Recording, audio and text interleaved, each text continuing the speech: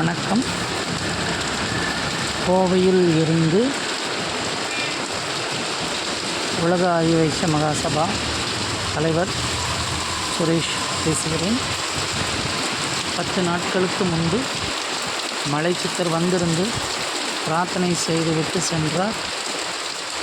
மழை ஆங்காங்கு கிராமங்களில் வந்ததே தவிர கோவையில் நகரத்தில் வரவில்லை என்று 10 நாள் கழித்து என்று நல்ல மழை பெய்து கொண்டிருக்கிறது. மலை சித்தருக்கு நன்றி.